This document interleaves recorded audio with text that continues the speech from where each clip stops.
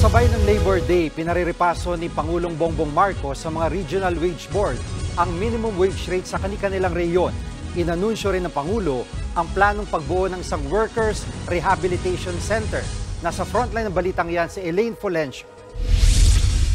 I call on the National Wages and Productivity Commission to review its rules to ensure that the boards are able to maintain a regular and predictable schedule of wage review, issuance, and effectivity to reduce uncertainty and enhance fairness for all stakeholders.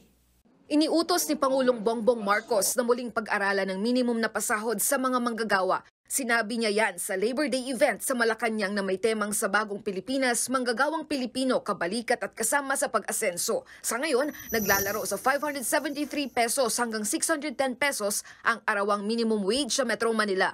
Noon pang July 16, 2023, nang huling itinaas ang sahod. Binigyan ngayon ni Pangulong Marcos ng 60 arawang National Wages and Productivity Commission para i-review ang minimum wage rates. Importante raw na isama sa pag-aaral ang epekto ng inflation o ang mataas na presyo ng mga bilihin o serbisyo, kabilang na ang kuryente lalo't may El Nino.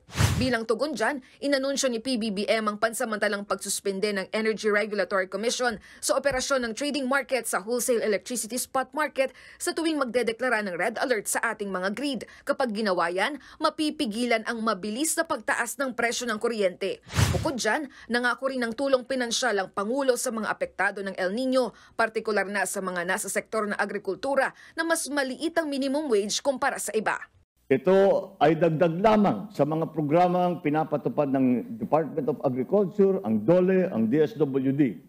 Uunahin po natin ang mga kapatid natin sa Mindanao na naapektuhan ng tagtuyot.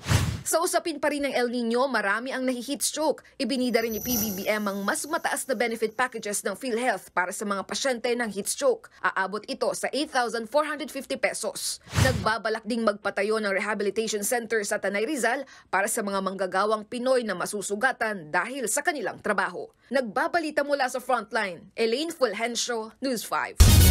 Mga kapatid, Jiggy Manikad po, iba na ang may alam at may pakialam sa panahon ngayon.